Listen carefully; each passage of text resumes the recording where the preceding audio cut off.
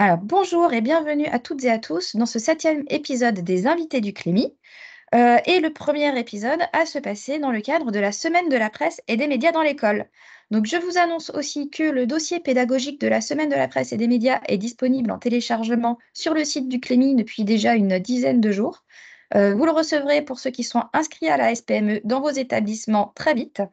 Et pour ceux qui ne seraient pas encore inscrits, il est encore temps de le faire. Vous pouvez encore vous inscrire pour la semaine de la presse sur le site du Clémy. Vous avez jusqu'au 10 février pour le faire. Si les disponibilités de médias papier ne sont plus très grandes, vous aurez par contre accès à tout un tas de ressources numériques de grande qualité. Donc n'hésitez pas, il n'est pas trop tard. Vous pouvez toujours vous inscrire. Le dossier de la semaine de la presse et médias dans l'école cette année, pour la deuxième année consécutive, a comme thème l'information sur tous les fronts. Qui est décliné en 4 dossiers. Un dossier sur les journalistes, un métier à risque, un dossier écologie, nouveau front de l'info, un dossier hors série, Jeux olympiques oblige sur les coulisses de l'information sportive, et celui qui va nous intéresser ce soir, l'info bousculée par l'IA.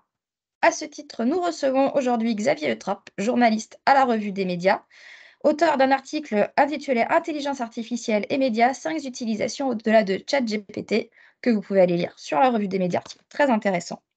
Et nous allons voir ce soir si l'IA va révolutionner le travail des journalistes, faire disparaître le travail des journalistes, comment le métier peut être transformé, ou alors nous allons essayer de ne pas céder aux paniques morales. Et dans ce webinaire, nous essaierons de comprendre comment les rédactions se sont déjà saisies de ces outils d'intelligence artificielle, comment elles s'en saisissent, comment les rédactions débattent entre elles de ces utilisations, quels choix sont faits et quelles tendances on peut observer et quelles projections on peut faire à ce sujet pour l'avenir.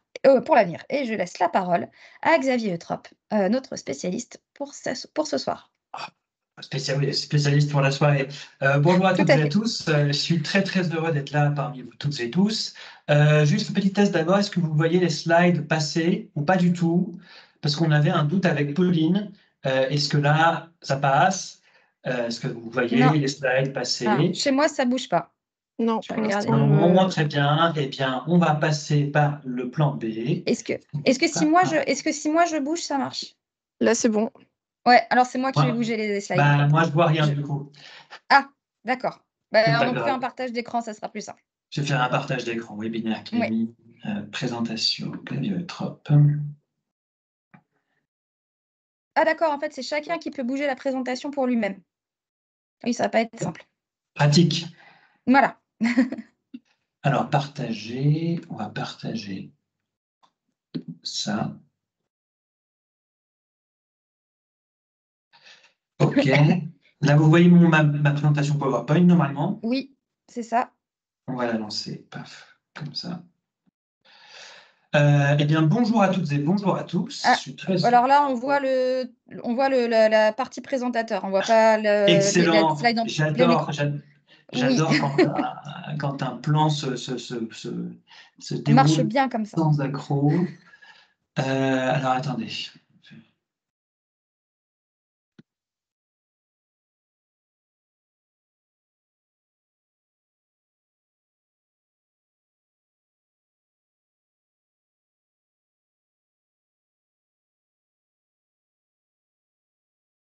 Alors, du coup, je crois qu'on a perdu notre intervenant.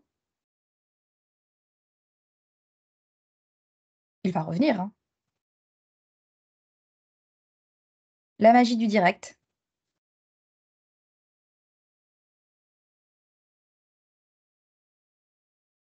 Je suis de retour, n'ayez pas peur, on va se débrouiller un Parfait. petit peu mieux, tout va bien se passer.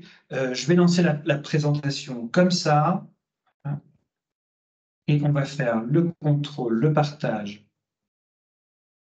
de cette manière-là. Comme ça, vous Normalement, savez que ce webinaire est réalisé sans trucage. est-ce que c'est bon pour vous? Oui. Formidable. Alors, bonjour. Bonjour à toutes et à tous. non, Donc, c'est bon, je gère. C'est un problème technique. Je vais couper mon micro. ça marche. Donc, moi, je m'appelle Xavier Eutrope, comme Pauline l'a dit, je suis journaliste à la Revue des médias de l'INA.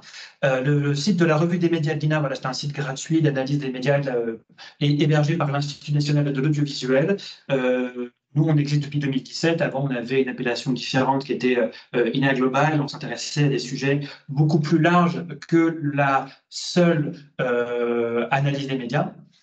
Donc, aujourd'hui, c'est vraiment les médias à proprement parler qui nous intéressent. Et aujourd'hui, je suis là pour vous parler de l'intelligence artificielle dans les médias, l'utilisation dans les médias. Vous voyez bien le truc où vous partagez votre écran qui apparaît en plein milieu là, où vous avez tout va bien? Ok. Non, c'est bon, on voit très bien la présentation, il n'y a pas de souci. Très bien. Et donc, en fait, moi, un des sujets de prédilection que j'ai depuis quelques temps, bon, bah, c'est les nouveaux formats narratifs, les podcasts qui m'intéressent énormément, mais aussi donc l'intelligence artificielle. Et je m'y intéresse depuis quelques temps maintenant, depuis, je dirais, un peu plus d'un an. Aux Assises de journalisme de Tours de 2023, j'avais animé deux discussions à ce sujet, pas exactement liées l'une à l'autre. L'une était vraiment sur l'intelligence artificielle, l'autre plutôt sur l'utilisation des données. Alors, l'intelligence artificielle, c'est beaucoup de fantasmes. Depuis l'arrivée de ChatGPT en novembre 2022, il y a énormément de discussions qui ont été créées, qui se sont parties dans tous les sens à propos de l'intelligence artificielle. C'est des niveaux assez incroyables d'excitation. Il y a beaucoup de gens qui voient dans cette technologie l'arrivée d'un nouvel Internet, un chamboulement à venir de nos façons de travailler. On nous sert de l'intelligence artificielle à toutes les sauces, et à bien des égards, ça nous amène à réfléchir. En tout cas, ça devrait nous faire réfléchir, hein, parce que parfois les gens ne réfléchissent pas trop à ces sujets-là, à notre manière de travailler, notre relation au travail, au travail comme relation entre agents économiques et sociaux, et ainsi de suite. Là, je commence à m'aventurer sur des terrains sociologiques qui ne sont pas les miens. D'autant qu'il est question aujourd'hui de l'impact de l'intelligence artificielle dans le travail des médias. Donc voilà, j'ai mis là dans cette slide quelques éléments. Le ChatGPT est apparu en novembre 2022 et ça veut dire Chat Generative Pre-trained Transformer. Donc ça veut dire que c'est grosso modo un transformer pré-entraîné par chat, par outil de discussion qui génère du texte. Donc c'est un chatbot en l'occurrence. Et en fait, lorsque l'on entend intelligence et artificielle collées ensemble, il y a beaucoup d'images qui nous viennent. La plupart proviennent de la science-fiction, beaucoup nous inspirent la crainte, des angoisses, de la peur. Bon, voilà, il y a le film Westworld qui a ensuite donné la série, il y a Matrix, dans lequel les machines qui ont atteint l'intelligence artificielle, une espèce de conscience artificielle, comprennent que leur principal problème, c'est les humains et donc décident de les anéantir. Mais il y a aussi 2001, l'Odyssée de l'espace, où le robot HAL 9000 se dérègle et fait des choses. Je ne veux pas spoiler le film. Il y a aussi Terminator, dans lequel une entreprise, Skynet, détruit le monde et prend le contrôle via sa intelligence artificielle. Et sans parler de Blade Runner ou même de Her, qui ont des aspects un peu plus émotionnels, un peu moins apocalyptiques. Dans la plupart des films, les robots mécanisés ou non, et ça c'est une différence, dans Her par exemple, il y a clairement un robot qui est interprété par Scarlett Johansson, mais qui n'est pas un robot mécanique, c'est un robot de texte intellectuel, de code, bref, il n'y a pas d'incarnation physique. En fait, il développe une intelligence humaine, des sentiments, une capacité à imaginer, à établir des stratégies d'eux-mêmes, en se passant complètement des hommes. Ça se voit notamment dans Her, c'est très bien montré, je trouve. Ils ont conscience de ne pas être humains, et au choix, soit ils souhaitent être considérés comme des entités vivantes dignes de droits égaux, ou alors elles veulent écraser l'humanité, tout simplement. Et ça, c'est sans parler des livres d'Isaac Asimov qui développent une réflexion sur la vie robotique, l'esprit des machines, tout en établissant des lois pour les encadrer. Donc, il y a les trois principales, sachant qu'après, il y a une exégèse où il y en a de plus en plus qui apparaissent. Isaac Asimov, il a écrit des cycles entiers de romans science-fiction sur des empires galactiques qui déclinent, qui croissent, etc., avec au centre beaucoup la question de l'intelligence artificielle et des robots. Donc, le terme d'intelligence artificielle charrie avec lui beaucoup de fantasmes. Donc, lorsqu'en novembre 2022, ChatGPT apparaît, proposant ce que l'on appelle, comme on l'a vu juste avant, un robot conversationnel, capable d'analyser ce que vous lui dites, donc en l'occurrence ce qu'on appelle un prompt, une phrase, une consigne, une description. Il est capable de vous proposer un texte qui, normalement, est en accord avec ce que vous avez écrit. Et beaucoup de gens se sont extasiés face à ça, avec raison, car c'est impressionnant. En fait, c'est normal d'être extasié, d'être complètement surpris, parce que tout ça est assez nouveau en réalité. C'est excitant, on a l'impression d'avoir un nouvel Internet, d'avoir des nouvelles manières de travailler, de réimaginer notre monde et notre rapport au travail. Mais il faut être assez rigoureux et dire qu'en fait, l'intelligence artificielle, ou en tout cas des outils embarquant de l'intelligence artificielle, les médias, en fait, on l'utilise depuis pas mal de temps maintenant. Il y en a quelques-uns que j'évoque dans mon article qui utilisent des bases de données pour proposer des articles très simples. Donc là, j'ai pris des exemples de l'Équipe et du Monde. Par exemple, dans le cadre du média sportif, il y a ce que l'on appelle les articles SEO. Donc le SEO, le SEO, c'est le Search Engine Optimization. Ça veut dire faire en sorte de jouer au mieux avec les règles des moteurs d'exploitation, Google notamment, pour faire apparaître les articles tout en haut. L'Équipe, ils ont un enjeu qui est de générer de la vue. Qu'est-ce qui génère de la vue? Beaucoup, eh bien, c'est les programmes télé. Savoir quand et où je peux regarder tel ou tel match de telle ou telle discipline. Eh bien, l'Équipe s'est équipée d'outils qui leur permettent, en achetant une base de données qui récapitule toutes les informations, de faire des articles automatiquement qui donnent les informations principales. PSGOM, quand est-ce que je peux le regarder? Plutôt donc Amazon Prime ou alors Canal, je ne sais plus, je crois que c'est Amazon Prime qui a toutes les trucs, mais grosso modo, ça marche pour les rencontres principales. Là, en fait, l'équipe a dressé un robot pour, sur la base de données qui sont données par une entreprise tierce, faire un modèle d'article.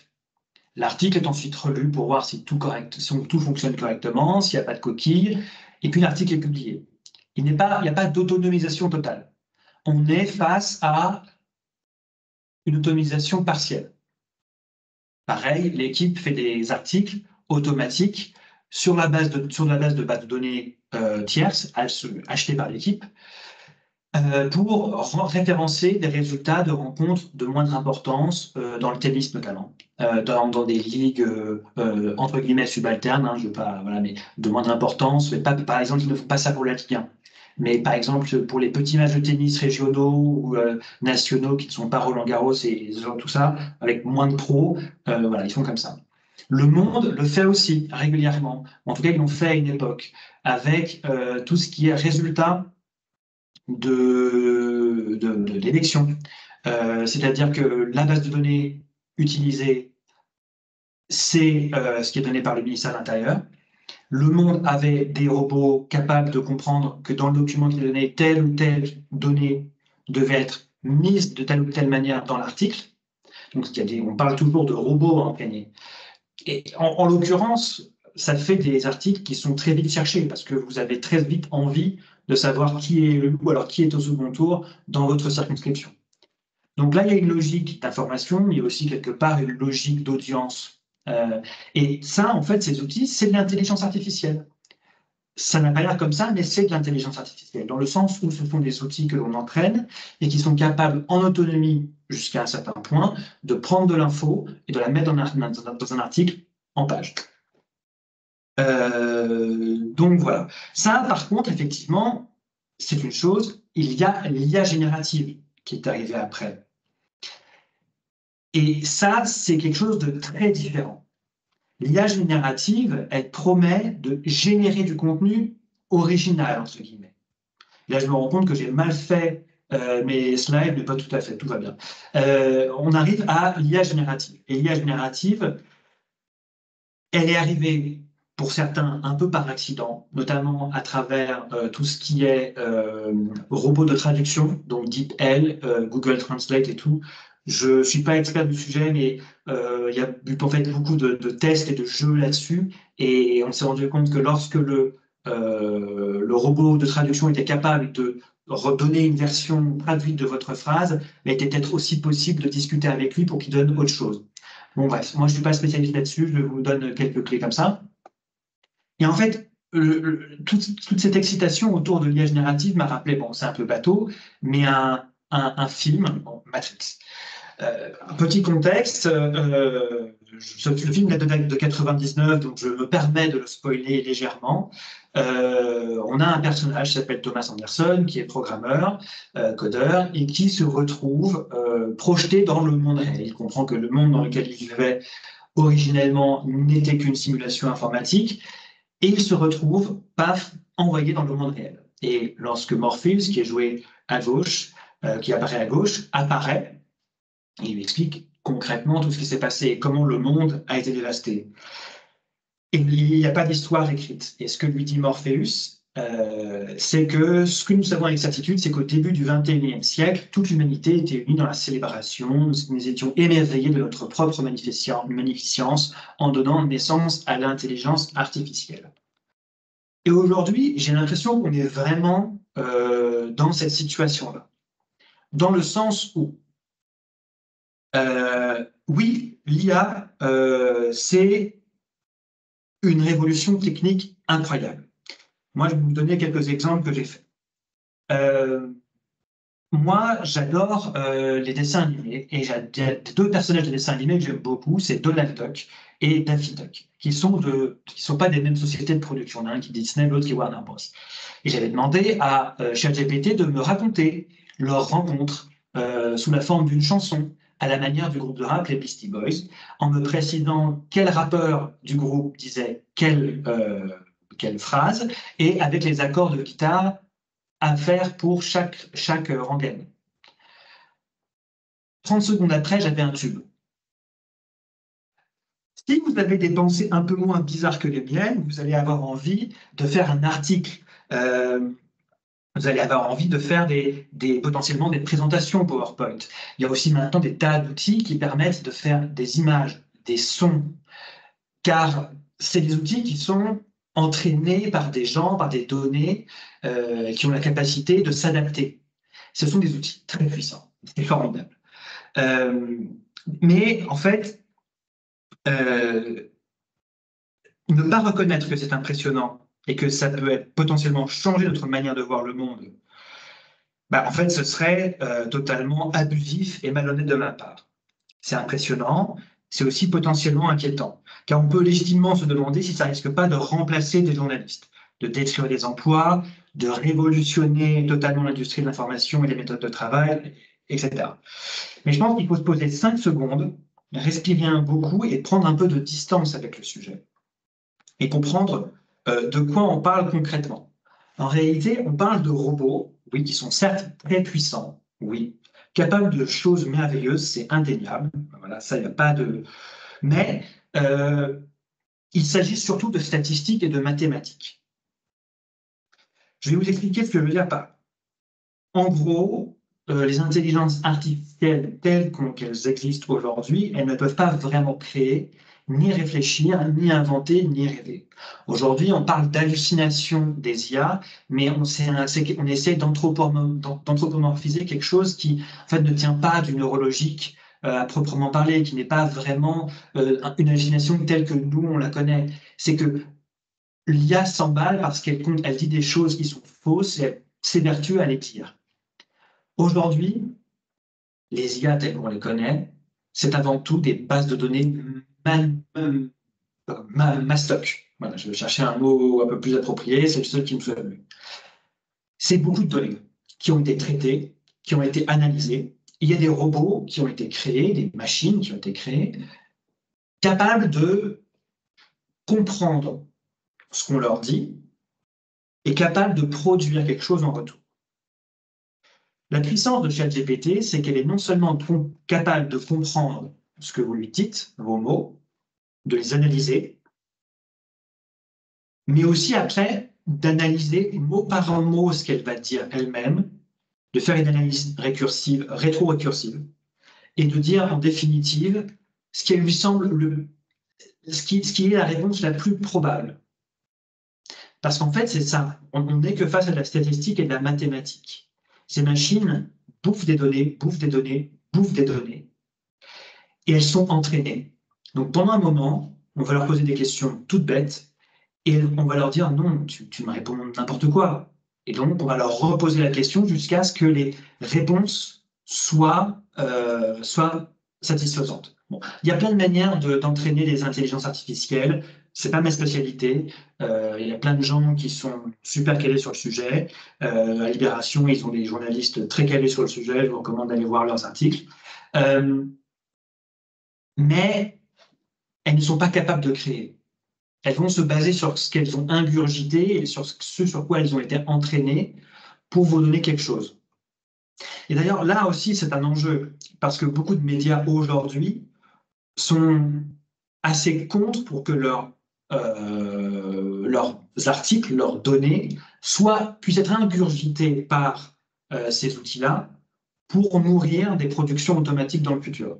Et cette question-là, en réalité, elle se pose dans tous les corps de métiers créatifs, puisque c'est la même chose pour les artistes qui n'ont pas envie que leur voix soit reproduisible ad vitam pour rien, par des outils qui sont très capables de le faire, etc.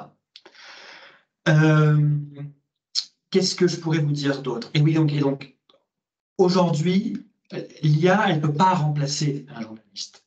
Elle peut aider à écrire, à corriger, à envisager des formats, à trouver des idées, par-ci, par-là. Mais elle ne peut pas faire une enquête.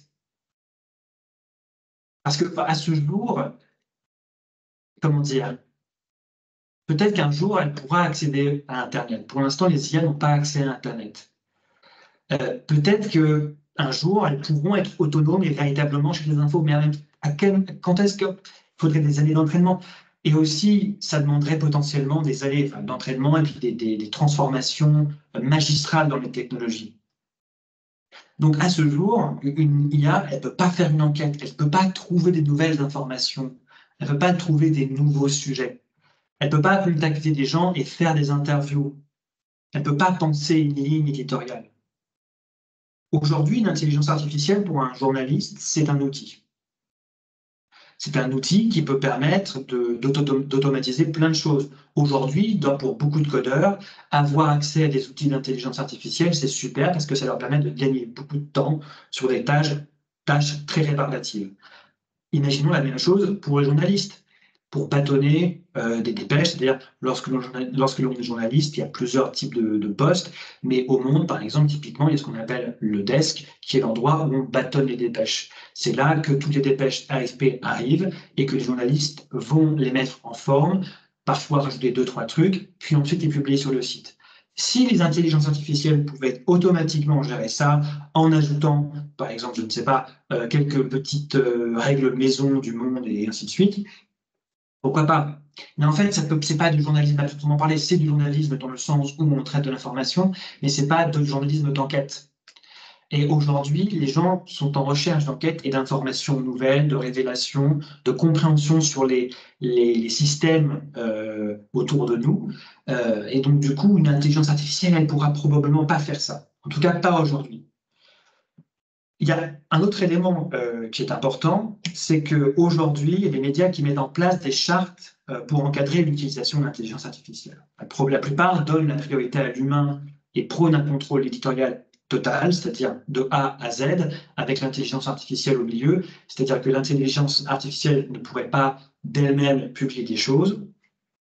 Vérification des sources mises en avant, former les collaborateurs à l'utilisation de l'intelligence artificielle, parce que ça peut avoir un véritable intérêt, notamment pour parler de l'intelligence artificielle, mais aussi, pourquoi pas, on ne sait pas, l'utiliser pour créer des choses.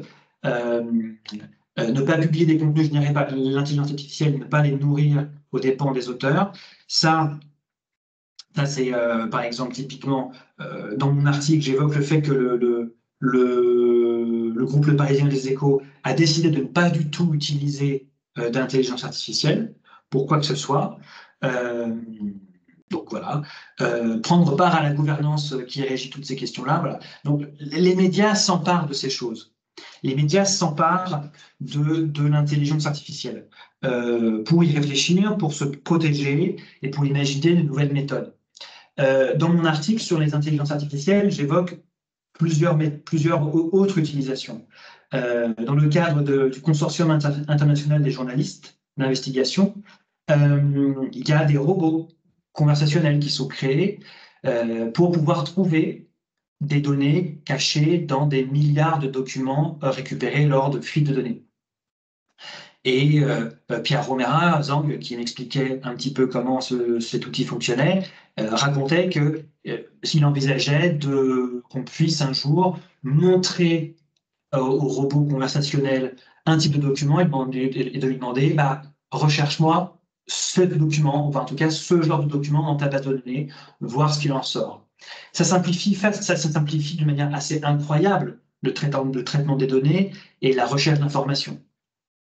Mais par exemple, il y a aussi France Info qui utilise l'intelligence artificielle, non générative pour le coup, pour trouver des tweets d'hommes ou de femmes politiques qui évoquent des statistiques, pour ensuite les vérifier le lendemain dans leur émission dédiée. Donc l'intelligence artificielle, elle peut avoir plein de rôles très divers, sans être dans la génération automatique de contenu. Dans ce qui est de la génération automatique de contenu, il y a aussi tout ce qui tient à la vidéo. Et Brut a fait des tentatives à ce niveau-là.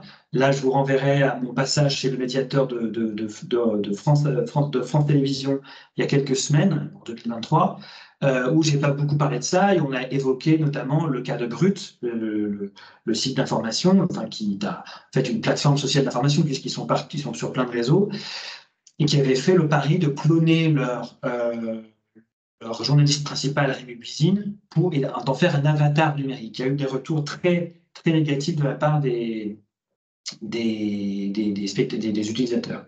Mais par exemple, en Corée et en Chine, il y a des agences de presse et des sociétés plus techno qui ont fait des avatars d'animateurs ou d'animatrices, en l'occurrence, bien réels, pour pallier à leur absence si besoin, ou alors des animateurs totalement fictifs.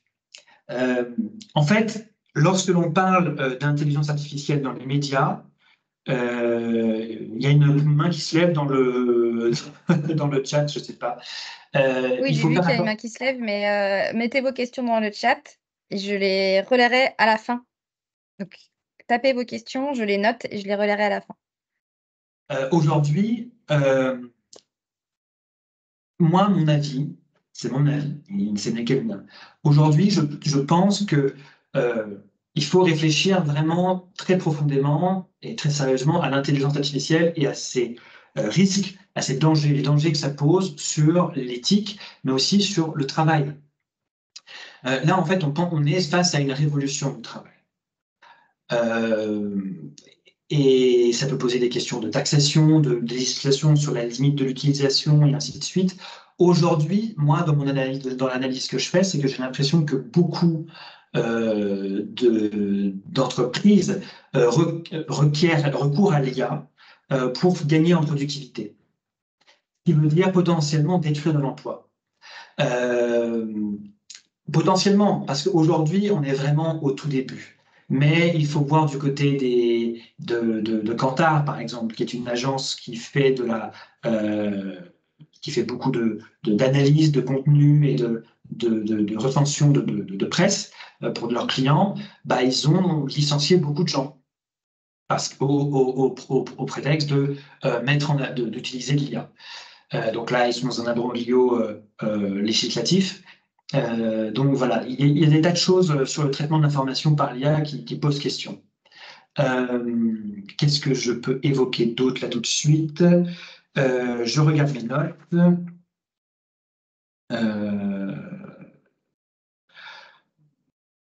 Voilà, donc je vous invite à lire l'article de ma collègue Camille Bettinéo sur toute la question des chartes. Voilà, elle en a passé 20 au CRIB. Et par ailleurs, on a écrit beaucoup d'articles sur le sujet. Moi, la crainte que j'ai, la plus grosse crainte que j'ai sur l'intelligence artificielle, c'est la création de faux documents qui seraient indétectables et de faux documents en masse. Je vous invite à écouter un podcast qui s'appelle Mécanique du journalisme, qui a été diffusé, qui est produit et diffusé par France Culture. Le dernier en date, en tout cas celui que j'ai écouté, auquel je fais référence, c'est celui où Violette Lazare, qui a travaillé sur Big Malion, enfin Big Malion, révèle qu'elle a trouvé des factures, des vraies fausses factures, des fausses factures, des vraies factures, et qu'elle a pu, un peu au hasard, ou en tout cas par chance, vérifier qu'il s'agissait de, alors, je vais pas spolier, mais d'informations intéressantes et utilisables. Moi, j'ai peur que dans le futur, on ne puisse plus faire la différence. Il y a quelques temps, j'ai fait un article sur l'open source investigation autour de Gaza. Et j'avais interrogé des personnes sur, effectivement, est-ce que l'IA peut être un problème sur les zones de guerre pour vraiment véritablement informer les publics?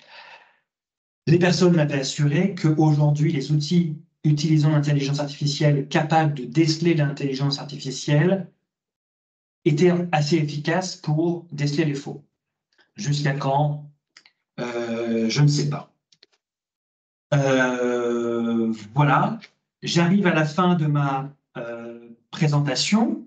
Merci de votre attention. J'espère que je n'ai pas trop dit de bêtises s'il y a des experts, tous des experts dans l'auditoire. Voilà, bah, je crois que il est venu le temps des questions. Donc, je suis à votre entière disposition. Pauline, est-ce que tout va bien? Tout va très bien. Alors, première question tout à fait factuelle. Est-ce que vous nous autorisez à mettre en ligne le diaporama avec le replay pour que les gens qui veulent le télécharger puissent le récupérer? Bien évidemment que oui.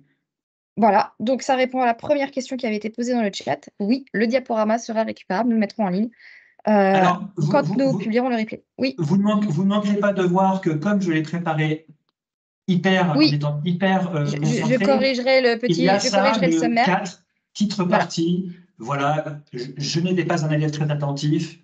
Je vous prie de m'excuser. Je peux arrêter le partage du coup?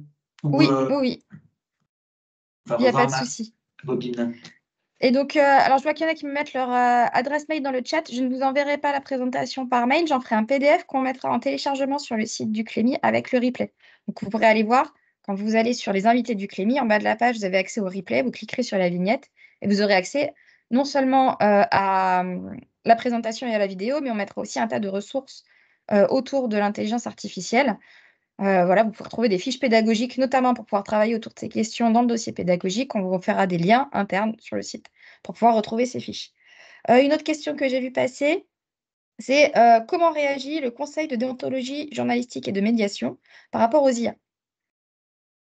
Alors, je n'ai pas l'avis du CDJM sur le sujet. J'avoue que j'ai pas regardé, mais ça ne m'étonnerait pas qu'ils aient dit quelque chose là-dessus, parce qu'ils sont en pointe sur tous ces sujets-là. Donc, voilà. Je réponds par une non-réponse, toutes mes excuses. La question, c'était quel est l'avis du CDJM là-dessus, c'est Oui, ça?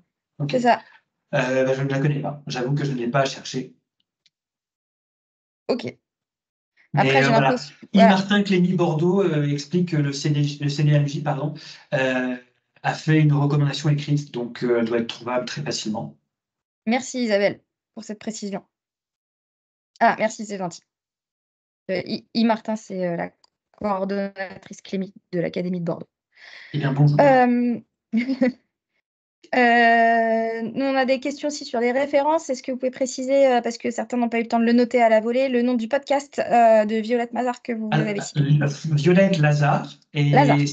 Lazare, et c'est Mécanique du journalisme, et c'était sur France Culture. Donc, elle ne parle pas du tout d'intelligence artificielle, mais je vais vous expliquer un peu ma backstory. Je revenais d'un mariage en Allemagne, mon train était à 5h30 du matin, j'ai écouté ça dans la Deutsche Bahn, d'un coup, je me suis levé, j'étais là, oh, impossible de ne pas penser au faux fait par l'intelligence artificielle. Donc voilà, c'est vraiment très intéressant. Et par ailleurs, Xavier Delaporte sur France Inter, dans le Code à changer, a fait beaucoup de podcasts, d'épisodes dans le Code à changer là-dessus, notamment sur l'utilisation de l'intelligence artificielle avec les dames des algorithmes dans le processus judiciaire. Voilà. Alors, Il y a Utilisateur Inconnu qui parle de l'IA et du photojournalisme, Oui. et c'est une très bonne question. C'est une grande crainte aussi pour beaucoup de journalistes et aussi beaucoup juste d'utilisateurs, d'illustrateurs. Aujourd'hui, il y a beaucoup de personnes dont le métier est de créer de l'image qui ont peur de se voir déposséder de leur gagne-pain.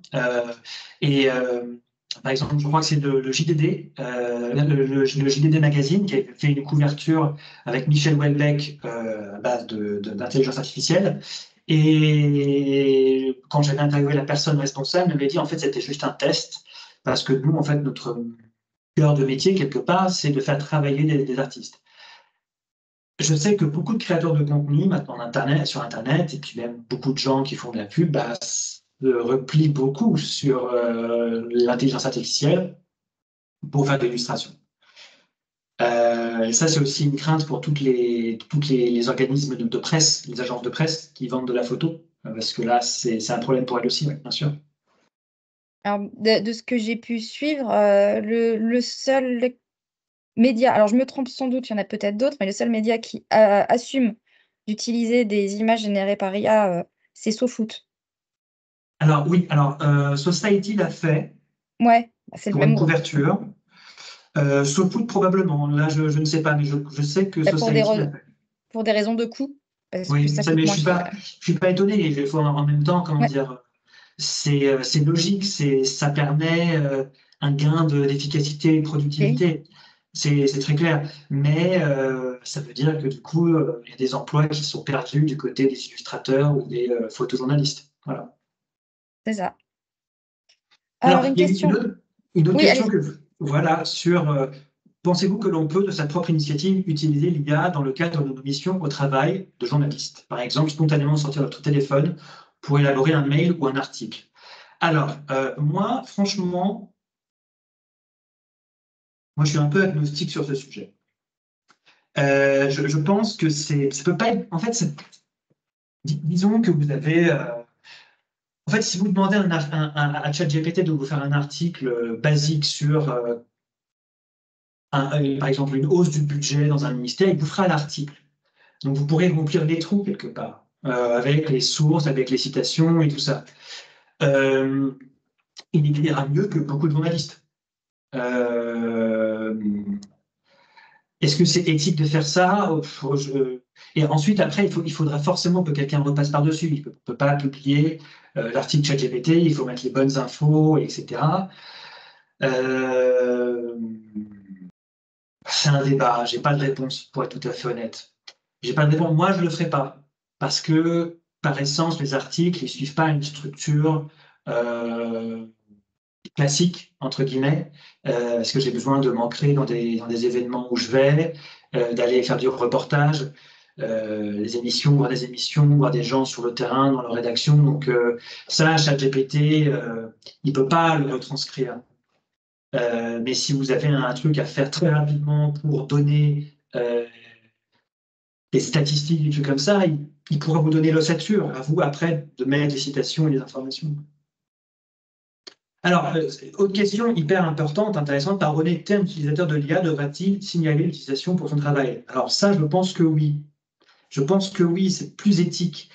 Mais encore une fois, moi, c'est mon avis et ça peut prêter à débat parce que certains vous diront, nous, on ne dit pas quand on utilise Word ou quand on utilise le CMS maison pour publier des articles ou écrire des articles. Ce serait un argument un peu spécieux, mais ce serait un argument. Moi, je pense qu'il faut dire quand on travaille avec de l'IA.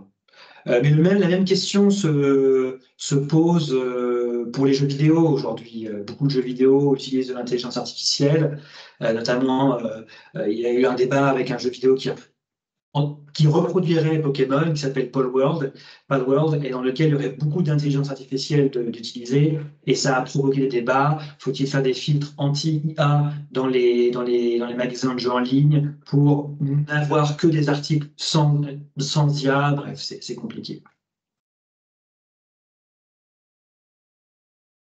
Alors une question sur la reconnaissance ou non, des créations par IA. Certains pensent que la création d'auteur, créer un prompt, est une création d'auteur en soi. Certains articles peuvent être écrits grâce à un bon prompt qui permet d'ajouter une patte plus humaine. Est-ce que ce type d'article est difficilement détectable? Comment faire à l'avenir pour détecter un article écrit par un humain ou écrit par une IA ou décrit de façon hybride par une collaboration entre une IA et un humain? J'en sais rien. En fait, la problématique, c'est que en fait, je pense, c'est la question, c'est avant tout une question éthique. Vous voyez, par exemple, typiquement, sur les 6 doigts de la main, ça va arriver de moins en moins, puisque ce sont des outils qui s'améliorent. Alors après, pour ce qu'on est pour ce qui est de la croyance, parce que de mon point de vue, c'est une croyance, après avoir écouté certaines personnes parler de tout ça, l'idée que l'IA va évoluer jusqu'à devenir parfaite et à être indétectable et à faire des choses qui seront difficilement perceptible, en tout cas pour ce qui est de savoir si c'est un homme ou un robot. Moi, je ne suis pas sûr qu'on en arrivera là. En fait, c'est un peu comme pour la loi de Moore qui prédisait une augmentation exponentielle de la puissance des processeurs. Aujourd'hui, d'après ce que je comprends, on sait que ça a ses limites. Je pense que pour l'IA, on aura toujours une manière de détecter si... peut-être pas. En fait, je vais vous être tout à fait honnête. Je ne sais pas si on pourra détecter pour toujours des articles faits par IA. Moi, je pense que oui, à titre très personnel, on pourra le faire, mais probablement que des gens qui sont plus sapiens, qui ont la sapience sur la technique, pourront vous dire que je me trompe complètement. Donc, voilà. Moi, mon point de vue, c'est qu'on pourra toujours faire la différence. Il y aura toujours des outils avec de l'IA qui sont capables de voir l'IA là où on ne la voit pas. Et peut-être que je me trompe totalement, c'est tout à fait possible. Et par ailleurs, les médias, en fait, aussi commencent à se poser des questions sur le matériel utilisé, sur des normes utilisées pour bien certifier les téléspectateurs, par exemple, que l'image qu'on leur présente n'est pas de l'IA. C'est-à-dire qu'il y aurait une chaîne de la base qui irait du module de captation vidéo, par exemple, avec de telles normes, de tels codes et des choses à l'intérieur qui diraient cette image a bien été captée par cette caméra ce jour-là et il ne s'agit pas d'une image générée par IA, et ainsi de suite, avec tout un enchaînement de matériels qui ont les mêmes certifications, les mêmes codes, les mêmes choses embarquées, on arriverait avec la possibilité de certifier que des images sont complètement naturelles. Donc ça, je sais que dans plusieurs chaînes de télévision, ils travaillent à ce genre de choses. Voilà. Comment pourriez-vous expliquer... Alors, encadrer l'usage de l'IA, pour moi, c'est complexe. Ça se joue au niveau européen, il y a des batailles, les pays ont des intérêts différents, il y a des lobbies, enfin, des groupes de pression, des gens qui ont des intérêts, les États en ont d'autres. Moi, pour être tout à fait honnête, c'est pas ma spécialité, la question législative. Je pense que c'est au niveau européen qu'il faut légiférer, parce que l'Union européenne est une des grandes puissances régulatrices au monde. Il y a la Chine, il y a les États-Unis, il y a l'Union européenne. L'Union européenne doit faire sa carte du jeu, et en essayant de préserver les acteurs qui ont, moi c'est ce que je pense, qui produisent de la donnée. Pourriez-vous expliquer le fonctionnement des médias à l'audience, l'influence de la publicité? La question est assez vaste, je ne sais pas comment y répondre. Je veux bien que vous spécifiez, notamment Et puis par le lien rapport... avec l'intelligence artificielle, parce qu'il n'y a pas forcément de lien avec l'intelligence artificielle dans cette question. Alors, je vais répondre à la question de Laure. Oui. À mon avis, maintenant, ce serait davantage une plus-value pour les médias de s'afficher sans IA avec le matériel adapté et des codes embarqués pour montrer patte blanche, plutôt que de prendre clairement le tournant de l'IA comme l'a fait Brut avec les avatars. Mais il y a des médias qui utilisent l'intelligence artificielle pour faire des montages, pour faire des animations de manière rapide. Ils ne le signalent pas toujours. Je ne sais pas si aujourd'hui, les gens se posent trop la question. Je ne sais pas si les médias ont un avantage comparatif à s'afficher sans IA. Je ne sais pas. J'ai pas de réponse à la question. J'ai pas trop d'avis sur la question parce que ça en implique d'autres. Sur la transparence des méthodes, sur la volonté de communiquer sur les outils utilisés et ainsi de suite. C'est une question complexe. Probablement qu'il y a des médias qui vont dire, bah voilà, regardez, nous, on n'utilise pas du tout l'intelligence artificielle, c'est que de l'humain chez nous, il n'y a pas de tromperie, pas de synthèse, tout est vrai chez nous. Pourquoi pas? Ça pourrait être un axe de marketing puissant, mais je ne sais pas si aujourd'hui les gens sont sensibilisés à l'IA suffisamment pour que ça puisse les atteindre. Voilà. Alors, en attendant d'autres questions, moi, je vais en poser une sur un truc qui me questionne. C'est que les IA qui sont entraînées sur des corpus qui sont en fait le reflet de la société telle Oui, bien qu'on la sûr. vit, comportent un certain nombre de biais qui sont les biais de notre société. Euh, comment lutter? Enfin, est-ce que ces biais, est-ce que à force de s'auto-entraîner, est-ce que ces biais risquent de devenir plus prégnants? Est-ce que Ah, ça peut faire partie du travail de journaliste d'essayer de rétablir un équilibre? Voilà. ça, c'est une question massive. C'est une question qui. Non, mais vous avez raison de la poser, Pauline. C'est une question qui domine les débats des gens qui s'intéressent aux nouvelles technologies et au web depuis des années. On sait qu'il y a beaucoup de stéréotypes de genre, racistes, etc., qui perdurent dans beaucoup d'outils informatiques, beaucoup de choses comme ça. Je vous invite à vous renseigner sur la recherche d'images inversées, euh, parce que ça a eu son lot de déconvenus par le passé, avec des résultats assez ahurissants. Oui, il y a des biais, mais en fait, le problème, c'est que souvent, il y a, comment dire, les outils technologiques sont faits parfois sans réflexion de sciences humaines et ce genre de choses. Donc, on part du principe que, et c'est un peu la même chose avec la modération sur les réseaux sociaux, c'est-à-dire qu'on ne pense pas trop aux conséquences humaines et aux conséquences sur la vie des gens. Donc ça, c'est un problème global des nouvelles technologies, la manière dont elles sont faites. Et je pense qu'on va devoir en fait réparer les pots cassés, payer les pots cassés au fur et à mesure. Est-ce que les journalistes ont une responsabilité là-dedans? Oui, au cas par cas, éventuellement, quand ils seront face à des situations tragiques, dangereuses, voilà. Le pouvoir des journalistes, il est très faible. Alors, on peut faire des enquêtes pour expliquer ces choses-là, mais peuvent-ils vraiment entrer dans le code et modifier les choses? Je ne suis pas sûr. Mais ils peuvent en tout cas mettre en avant ces problématiques, ça c'est très clair. Très bien. Est-ce qu'il y a encore des questions dans l'assistance? Est-ce que Philippe D a précisé sa question sur Alors, l'audience et l'influence? je vais prendre le Oui. pari de répondre à Philippe D. Philippe D qui dit, pourriez-vous expliquer le fonctionnement des médias à l'audience, l'influence de la publicité?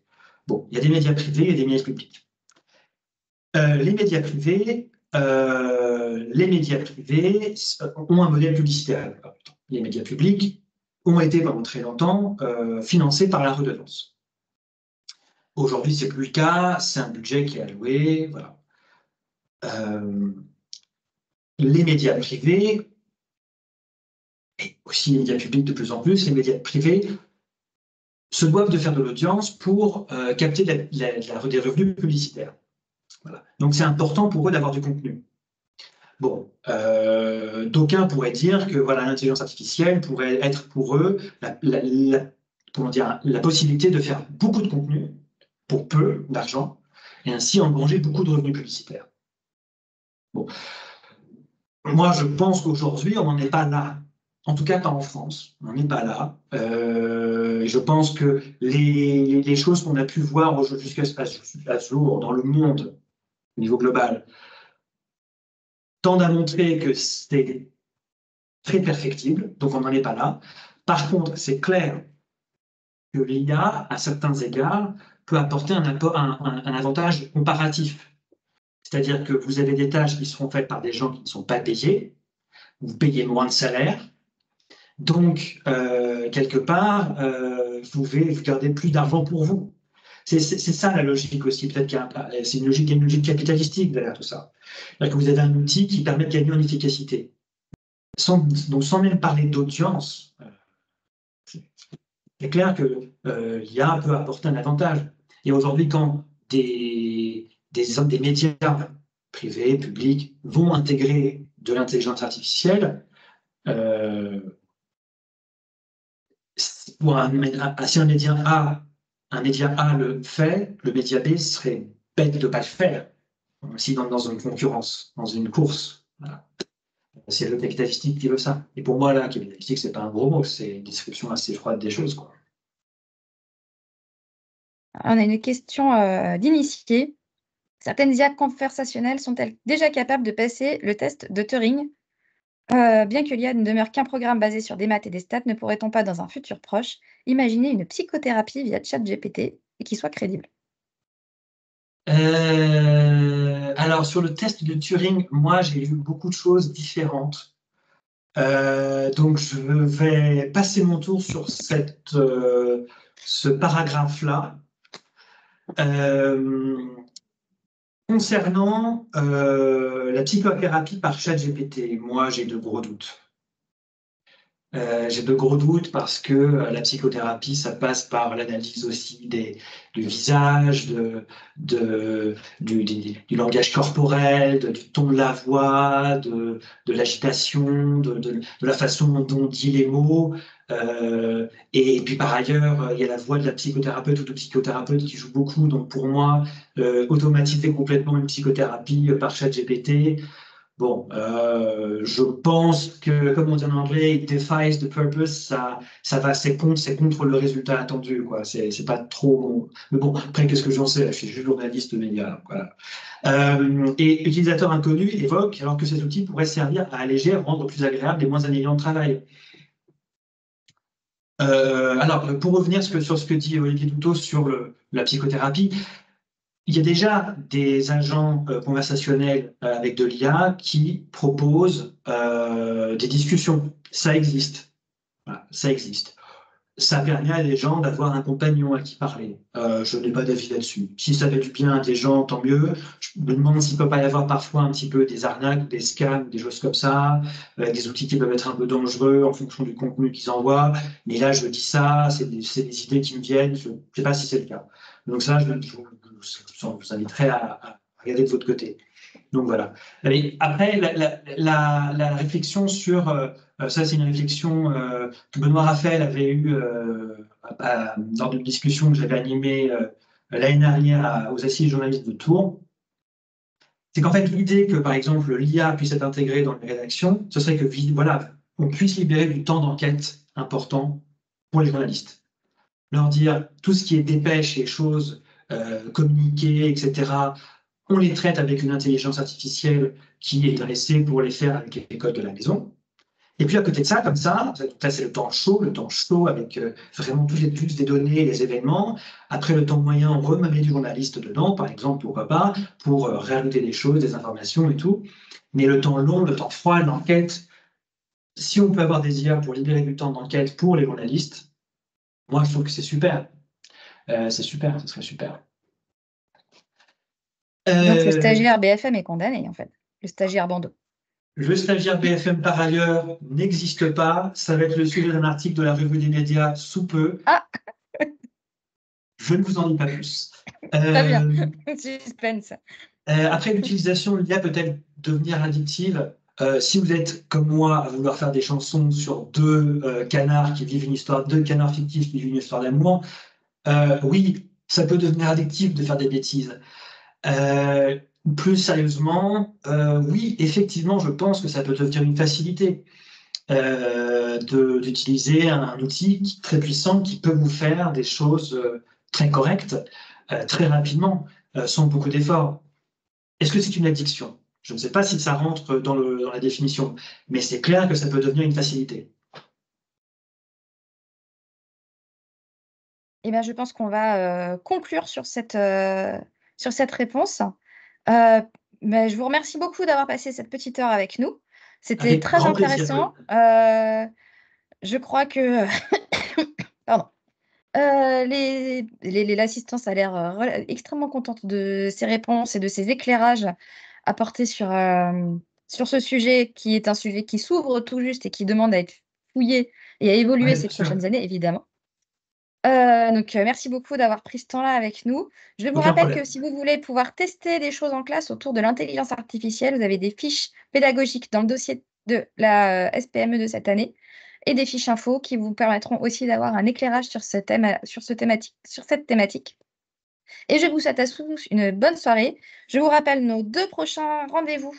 Le 15 mars avec Nicolas Perronnet du service sport de Radio France sur les coulisses de l'information sportive et Lou Espaglière, rédacteur en chef du Médiavert, qui nous parlera de la charte pour un journalisme à hauteur de la crise écologique. Ça sera le 21 mars à 17h30. La suite de la programmation vous sera envoyée par mail et vous la retrouverez sur le site du Clémy. Et je vous souhaite une très très bonne soirée à tous. Au Bonne soirée à revoir. toutes et à tous. Au revoir.